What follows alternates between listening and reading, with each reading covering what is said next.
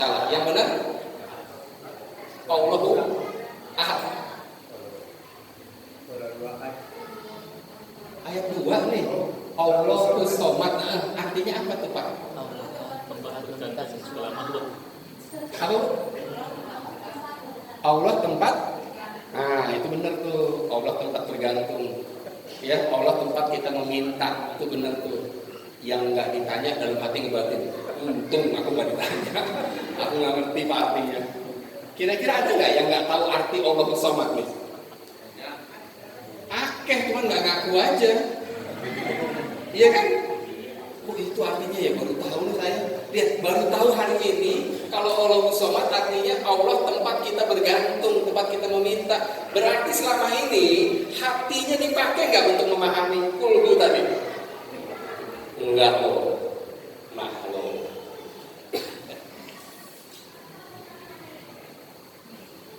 Enggak dipakai berarti itu. Buat yang nggak tahu loh, buat yang tidak tahu. Afala yanzuruna ilal ibili kaifa khuliqat. Nah, itu tolong artiin. Al-Ghosiyah nih. Al-Ghosiyah betul ya? Al-Ghosiyah. Apa artinya itu, Bu? Ayatnya apa enggak ayatnya? Apa ya? Afala, baca bareng-bareng yuk. Afala yanzuruna ilal. Apa tuh artinya, Mas?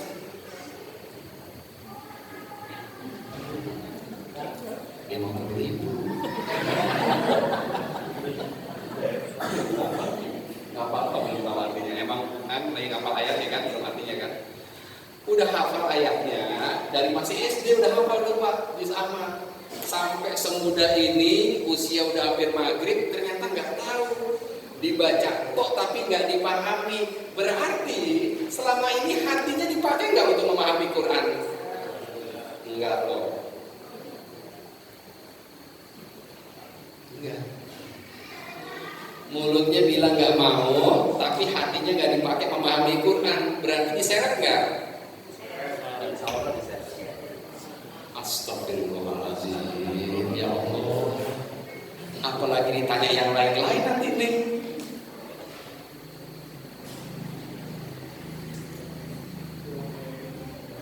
Ibili, ontak. Apakah kamu tidak memperhatikan unta? Kata Allah, bagaimana kami menciptakannya? Itu artinya tuh. Oh, baru tahu saya. Padahal udah lama nih tahu ayat, tapi hati kita nggak dipakai untuk memahaminya. Itu syarat yang kedua. Syarat yang ketiga, walahum azanu la yasma'una biha. Dikasih kuping, nggak dipakai buat dengerin Quran, dipakainya buat dengerin lagu-lagu TikTok Pak. Anak sekarang kalau denger lagu TikTok ngerti dia. Lagu TikTok nih.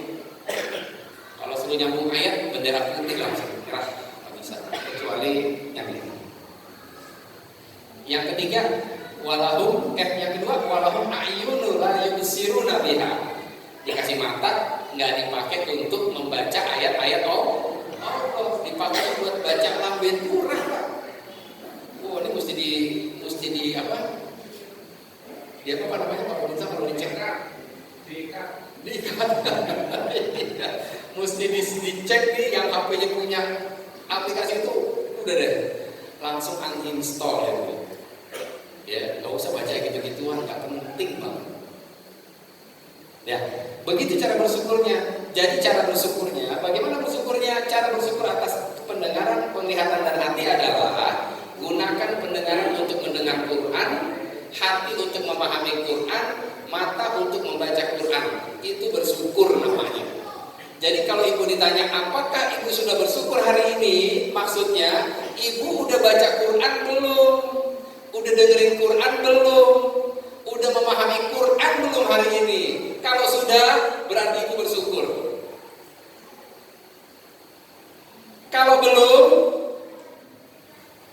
berarti bersyukur. Level 1. Masa sih 30 tahun level 1 terus? Naik mobil aja 3 menit pindah gigi 2. Ayo tinggal. Syaratnya apa tadi? Kalau pengen dapat solusi, bersyukur dan bertakwa. Bersyukur yang dimaksud baca tuh Quran, dengerin tuh ayatnya, pahami artinya. Itu yang dimaksud bersyukur. Oh gitu Pak Indra. Iya. La in sakartum la azidanakum. Kalau kamu bersyukur atas 3 nikmat ini, aku akan tambah dengan nikmat-nikmat yang lain. Apa tuh nikmat yang lain? Hutang dilunasin sama Allah. Nikmat enggak? Nikmat. Bisa pergi umroh sekeluarga. Nikmat Bu? Nikmat. Itu nikmat yang lain. Pantesan saya udah minta 3 tahun tuh nggak berangkat-berangkat Pak Indra. Karena yang kita pikir bersyukur selama ini cukup mengucapkan alhamdulillah atas nikmat Allah. Padahal bersyukur yang hakiki mensyukuri Al-Quran yang telah Allah turunkan kepada Rasulullah dan disampaikan kepada kita. Ayo, jadiin resolusi nih. Tahun ini saya harus bersyukur di level yang kedua. Gitu.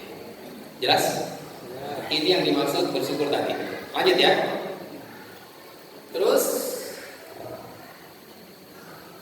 yang kedua tadi apa? Solusinya bertakwa. Oke. Kata takwa, kata yang udah sering banget kita dengar, kan gitu ya? Betul nggak? Takwa sering nggak dengar dulu? Iya. Kalau ibu sering dengar kata takwa, bapak sering dengar kata takwa. Sekarang apa sih ciri-ciri orang yang bertakwa?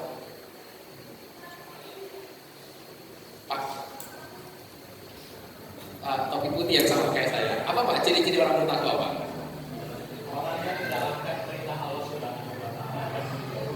Larangannya, alhamdulillah. Makasih Pak. Orang bertakwa ciri-cirinya menjalankan perintah, meninggalkan larangan. Ciri yang kedua Pak. Monggo Bapak-bapak. Mau Pak? Ciri kedua. Takut sama Allah. Ciri yang ketiga,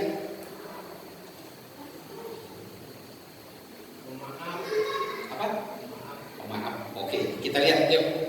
Nih, kalau kita ingin tahu, kan tadi solusinya harus takwa. Kita harus tahu nih apa sih ciri-ciri orang yang bertakwa supaya Allah kasih solusi atas resolusi kita. Nih, ciri-ciri orang bertakwa. Ali Imran 133, 134. Yang dibaca itu tadi kalau habis sholat tuh. Dia kalau sholat teh baca ini katanya. Ya. Gimana bunyinya? Ayo siapa mau baca Mas? Nah ini juz pertama nih, masih juz awal nih. Ayo Ali Imran 133 134. Wasyariku ila magfiratin.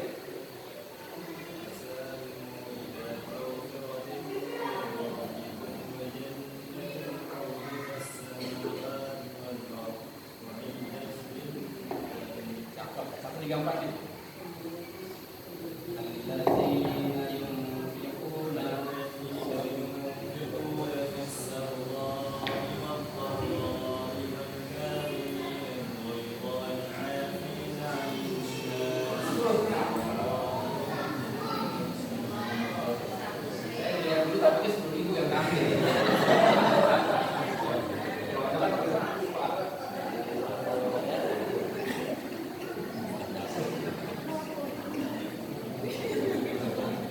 Udah dibacain, siapa namanya Mas?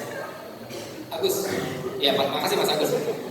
Bersegeralah kamu menuju ampunan Allah dan surga yang luasnya, yang lebarnya seluas langit dan bumi, kata Allah. Uiddat lil muttaqin. Yang surga seluas itu disediakan untuk orang-orang yang bertakwa, kata Allah. Jelas kan? Uiddat lil muttaqin, buat orang yang bertakwa. Siapa sih orang yang bertakwa? Yang menjalankan perintah, menjauhi larangan, yang takut sama Allah, yang pemaaf. Yang benar yang mana nih? Lihat 134-nya. Di 134 Allah berfirman, orang bertakwa itu kata Allah, allazina yunfiquna fis-sarra'i wad-dharra.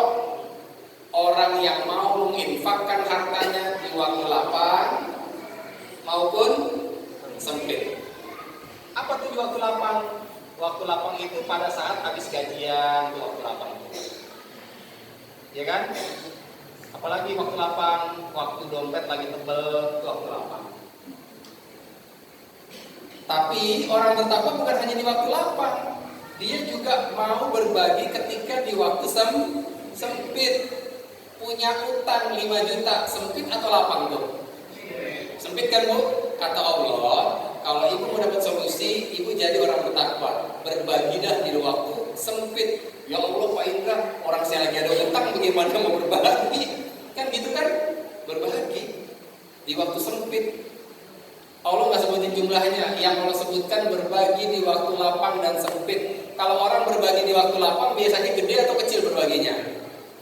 Kalau lagi lapang, gede. Kalau lagi sempit, ya kecil. Ini gue lagi sempit nih, punya utang 5 juta nih. Berbagi 100 perak bisa nggak? 100 perak bisa, kasih 100 perak. Itu berbagi di waktu sempit, itu takwa. Jelas? Itu aja contohnya. Yang kedua, wal afina 'anil nas. Kalau pengen jadi orang yang bertakwa, jadilah orang yang mampu menahan amarah. Mampu menahan amarah adalah ciri yang kedua dari orang yang bertakwa. Bagaimana caranya agar kita bisa mampu menahan amarah? Yang bisa jawab 50.000. Asik ngaji begini pokoknya. Gimana caranya kita bisa menahan amarah? Ayo, gimana caranya? Apa yang kita butuhkan untuk bisa mampu menahan amarah? Yang mau jawab angkat tangan aja.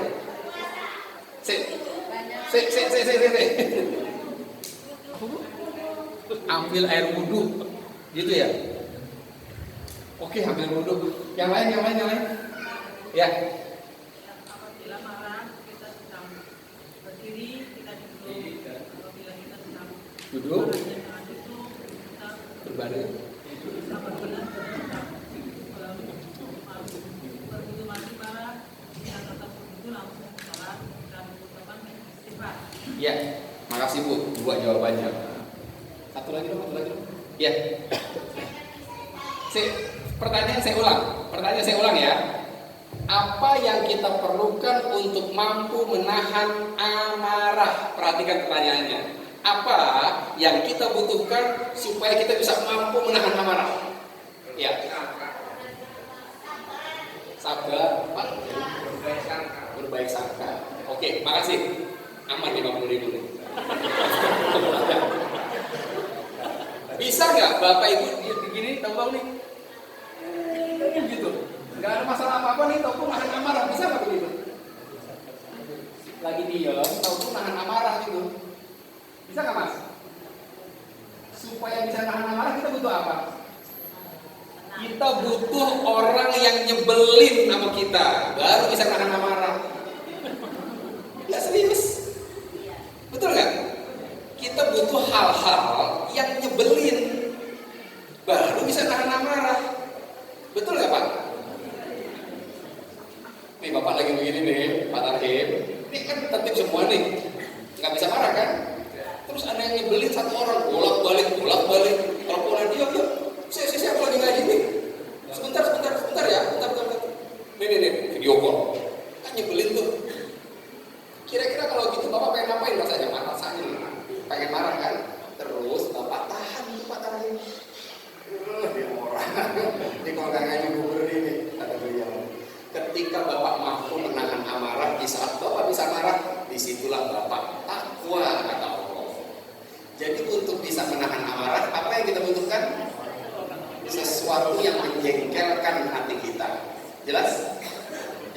Jadi, kalau ada orang yang nyebelin dalam kehidupan kita, sesungguhnya siapa tuh orang? Orang itu adalah malaikat yang tidak bersayap, yang Allah utus untuk menjadikan kita hamba yang bertakwa, supaya kita punya tiket untuk masuk ke dalam surga. Gitu cara mikirnya. Jangan nyebelin, jangan kesel ketika ada orang yang nyebelin. Iya kan?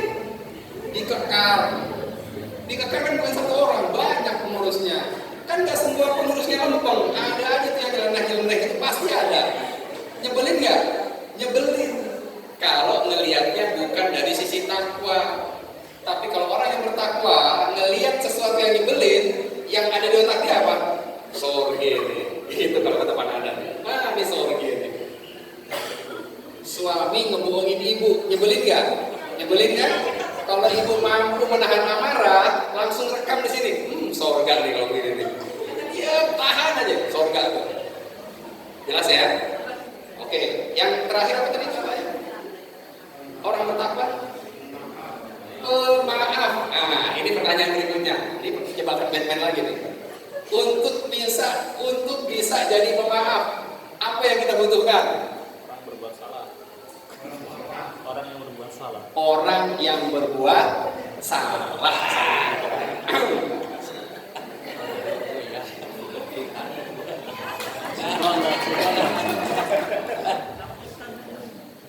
Untuk jadi pemaaf, kita butuh nggak orang yang punya salah sama kita? Iya. Ternyata orang yang punya salah sama kita adalah malaikat tanpa sayap yang Allah kirim untuk menjadikan kita calon-calon penghuni surga kalau kita bisa maafkan dia. Asik kan? Itu.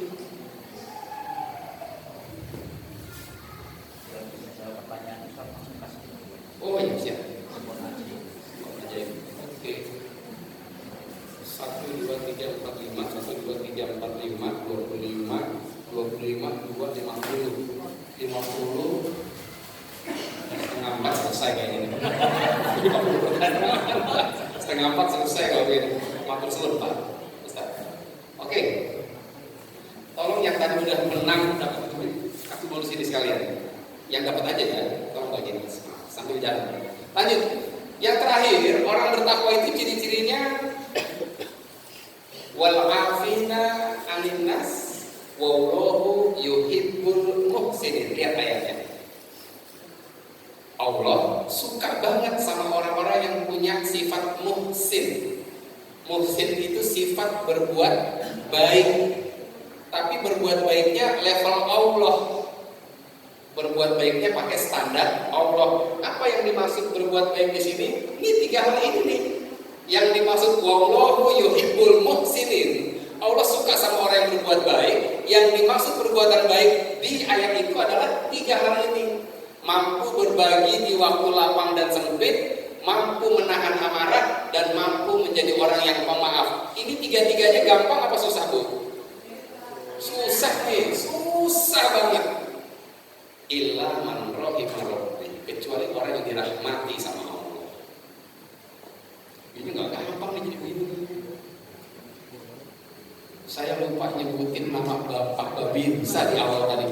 Buat saya itu fatal tuh buat saya itu. Saya mohon maaf banget Pak, ya Pak Babinsa ya, Pak Tarik saya mohon maaf. Langsung dimaafin, itu takwa tuh. Untung si Indra lupa nyebutin nama gue. Sorry nih kata dia tadi. Begitu Bapak maafin saya tuh Pak, itu peluang surga tuh Pak. Gitu. Makanya kalau bilang wallahu yuhibbul muhsinin, Allah demen nih sama orang-orang yang bisa berbuat baik di level yang seperti ini. Kalau berbagi di waktu lapang semua juga bisa. Tapi berbagi di saat utang 5 juta, itu gak gampang. Siap Bu, berbagi saat ini nih, punya uang, punya utang 5 juta, tapi Ibu masih mau berbagi, siap gak kira-kira? Insya Allah siap. Kalau itu yang kita lakukan, itulah pekerjaan orang-orang yang bertakwa. Terus mana solusinya Pak Indra? Mana solusinya? Ya, solusinya ada di surat At-Tolaq, surat 65 ayat 2 dan 3. At-Tolaq 65 ayat 2 dan ayat 3. Wa may yattaqillaha yaj'al lahu makhraja. Barang siapa yang bertakwa kepada Allah, Allah yang bilang nih, lihat. Barang siapa yang bertakwa kepada Allah, yaj'al lahu makhraja. Allah akan apa artinya? Berikan baginya jalan keluar. Jalan keluar bahasa kerennya apa? Solusi. Barang siapa yang bertakwa kepada Allah, janji Allah nih, kalau antum takwa, apa itu takwa? Maafin orang, jangan jadi pemarah, berbagi di waktu lapang dan sempit. Kalau itu yang kamu lakukan, janji Allah apa bukan takwa? Allah akan berikan jalan keluar atau solusi. Ya ja'allahu makhraja. Apa jalan keluar? keluarnya. Allah sebutkan nggak di ayat ini? Jalan keluarnya tentang kesehatan, tentang hutang, tentang anak, tentang percintaan, jodoh, disebutin? Enggak. Karena tidak disebutkan oleh Allah, maka maknanya jalan keluar untuk semua permasalahan. Punya hutang 5 juta, pengen umroh bersama keluarga, pengen hafal Quran, enggak pengen ketinggalan takbir yang pertama, semuanya. Wa man yattaqillaha yaj'al lahu makhraja. Takwa kita ini yang akan Allah berikan kepada kita solusi atas apapun masalah kita. Yang kedua, wa yarzuqhu min haitsu la yahtasib, ayat ketiganya. Dan Allah akan berikan apa bisa dibahas? Solusi dan rezeki yang unpredict. Wah, ribet bacanya. Allah akan berikan rezeki dari arah yang tidak disangka-sangka. Ibu yang punya utang 5 juta, usahanya apa hari ini? Tukang jual sayur. Setiap hari dapat rezeki dari jualan sayur ibu. 3 minggu 3 kali. Iya, setiap jualan ada rezekinya ya. Setiap jualan ada. Oke. Berapa keuntungannya biasanya sekali jualan? Rata-rata untungnya berapa sekali jualan? Satu hari jualan? Iya, kira-kira aja. Saya nggak minta kok, cuma nanya aja. Berapa untung ibu sehari kalau jualan sayur gitu? Iya, berapa kira-kira aja?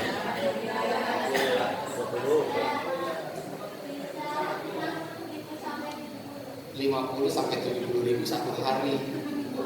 Begitu ibu dapetin uang itu, selesai jualan nih, aduh alhamdulillah, kol habis, bayam habis, kacang panjang habis semua, itu duit, ada 200 ribu, itu modal, alhamdulillah untungnya 70 ribu. Oke? Jadi setiap jualan habis, begitu ngitung, udah kebayang kan? Ada keuntungan sekian nih, akhirnya dapat duit. Bayangkan dengan ibu dapat duit ujuk-ujuk. Ibu lagi jualan, sayur belum habis, ada orang datang, Bu, saya dengar ibu lagi ada utang ya. Ini saya ada rezeki dari Allah, ini buat ibu. 70 ribu juga jumlahnya sama. Dengan kalau ibu jualan, lebih senang mana hati ibu menerima keuntungan setelah jualan atau yang ibu nggak sangka-sangka harus dapat 70 ribu? Kira-kira mana lebih enak? Yang nggak disangka-sangka itu yang lebih enak. Itu yang Allah janjiin untuk orang yang bertakwa, rezeki yang akan bikin hati kita berbunga-bunga. Dari mana ya Allah? Dari arah yang tidak pernah kamu pikirkan. Jadi jangan pernah berpikir dari ini kali ya, dari karaoke kali ya. Mana dari owner karaoke? Ibu ya Bu, alhamdulillah hijrah dari meja bar di karaoke pindah ke teras hijrah sekarang mejanya. Itu pahalanya berjalan terus tuh. Setiap ada kopi yang dibikin Bu di bar ibu itu tuh, pahalanya buat ibu insya Allah. Iya. Nggak usah dipikirin dari mana rezekinya ya. Orang Allah bilang layak tasik dari arah yang nggak pernah terprediksi oleh kamu. Jadi apa yang harus kita lakukan? Takwa aja deh, takwa aja. Kalau hari ini masih ada nama yang Bapak simpan, maaf Pak Targib, selama Bapak bertugas kan ada aja kejadian yang nyebelin ya Pak. Kalau sampai detik ini ada satu nama yang tersimpan nih, di hati Pak Tarhim misalnya. Kalau udah inget yang di Papua tuh saya kesel banget yang di Papua tuh waktu Junadin. Pas saya potong digepak kepala saya. Ingat ya, nyebelin banget tuh. Setiap ingat kesel, setiap ingat kesel gitu. Belum bisa dimaafkan. Maka coba mulai malam ini hapus semua nama orang-orang yang menjengkelkan hati kita. Yang kalau kita ingat namanya hati kita kesel. Hapus deh. Maafin ya Allah, saya maafin si Fulan, saya maafin si A, saya maafin si B. Maafin aja dulu. Setelah kita maafkan, itu dada rasanya lapang banget. Setelah dada kita lapang, baru Allah akan munculkan itu rezeki. Maafin. Beneran. Ini true story. Saya punya anak 5. Anak saya yang paling kecil waktu masih SD itu pernah disangka nyuri Pak Yoko, nyolong vape rokok yang asapnya banyak itu. Karena dia masuk ke satu kamar, begitu dia keluar di kamar itu ada vape yang hilang. Anak saya dituduh nyuri. Itu dicekel ininya nih bajunya, dipukulin, digemukin, ditendang. pipinya merah, matanya semblek, wah ini merah-merah semua. Gimana sih orang gede yang mukul? Segede Pak Doli deh. Yang mukul segede Pak Doli, yang dipukul anak kelas 6 SD. Kira-kira bonyok kan? Bonyok. Pak Hamdani tahu anak saya paling bontot. Ustadz Nanda tahu, Zidni namanya. Waktu dipukulin, saya lagi di Tangerang nginep. Begitu saya pulang, Pak Tahim, kok tumben anak saya maghrib udah tidur nih. Tumben, biasa tidur jam 8:30. Pas saya balik badannya ini merah, memar badannya semua. Istri saya nangis. Maaf ya Mbak, ibu gak cerita sama Mbak. Soalnya kalau lagi itu buat nangis istri saya kok aja. Terus saya kan kira-kira emosi kan? Ngelihat anak kita biru-biru gitu. Saya tanya siapa yang mukulin ini? Disebutin nama si A. Tersebutlah nama si A yang setiap hari saya ketemu sama si A itu. Gimana kira-kira perasaan ibu kalau ibu ngelihat orang yang mukulin anak ibu setiap hari? Bisa nggak maafin? Saya nggak bisa. Wallahi saya nggak bisa.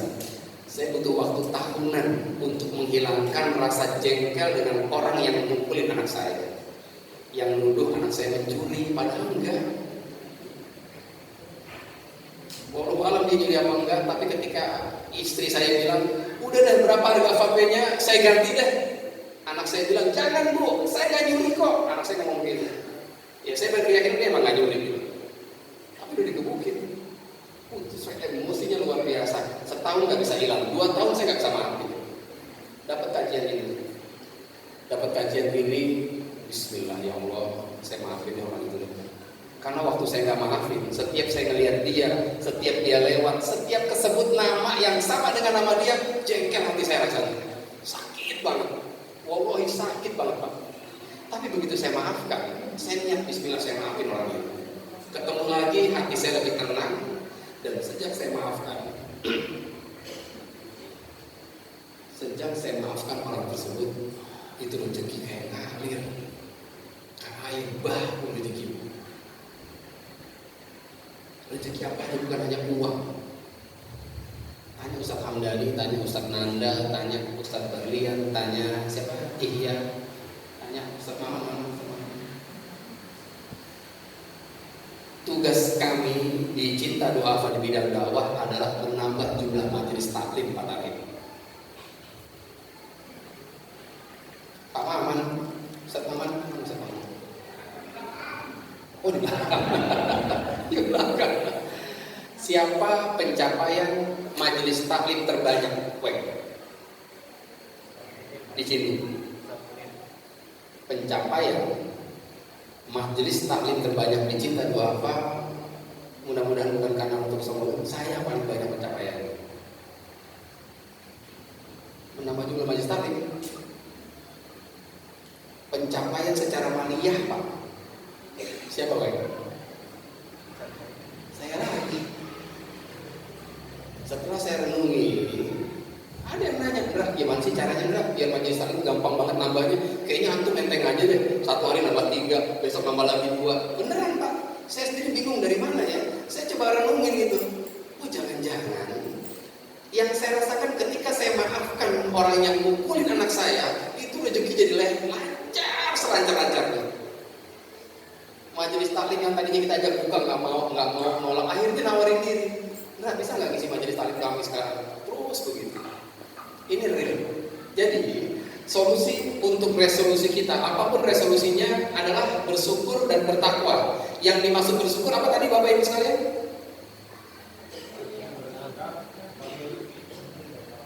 Enggak, yang dimaksud bersyukur tadi apa? Bersyukur. Membaca Quran. Seminggu berapa kali? Setiap hari baca Quran, itu bersyukur namanya. Ayo, udah belum kita begitu? Kalau belum, Bu, mulai sekarang baca Quran tiap hari. Baca Quran tiap hari. Bentuk syukur ibu kepada Allah. Yang kedua, takwa. Apa ciri-ciri takwa yang pertama? Berbagi kapan? Lapang dan sempit. Yang kedua, menahan amarah. Apa yang kita butuhkan untuk bisa menahan amarah? Orang yang menjengkelkan. Cakep. Yang ketiga, apa yang dibutuhkan untuk bisa jadi pemaaf? Orang yang berbuat sangat cerdas. Yang keempat,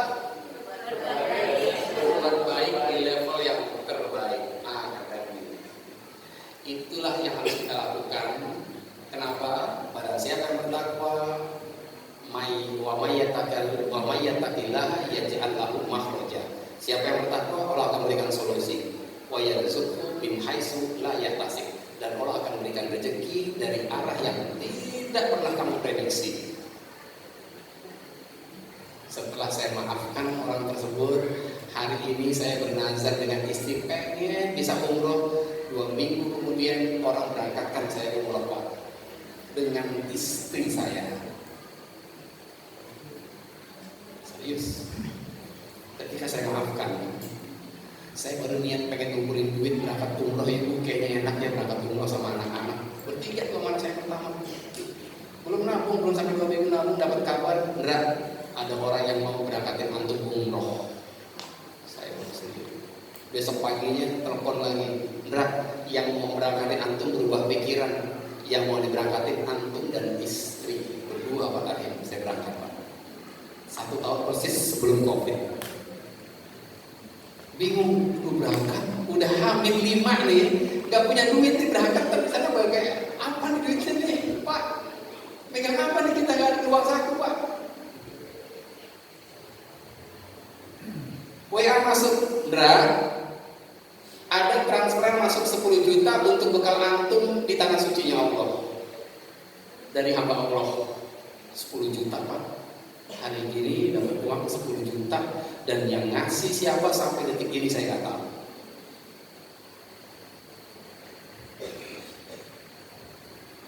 Saya butuh waktu 2 tahun untuk memaafkan orang tersebut. Dan wallahu la yukhliful mi'ad. Allah nggak pernah ingkar janji. Yuk, jadilah orang yang bersyukur, jadilah orang yang bertakwa dalam makna yang sebenarnya. Insya Allah solusi akan Allah berikan buat kita semua. Ini yang bisa disampaikan. Semua yang benar datang dari Allah. Jika ada hal-hal yang kurang berkenan, saya mohon dimaafkan. Pak Takmir, Pak Babinsa, Pak Sekjen, saya mohon maaf. Setioko semuanya. Hazar walhamdulillahirabbil alamin. Billahi taufiq wal hidayah.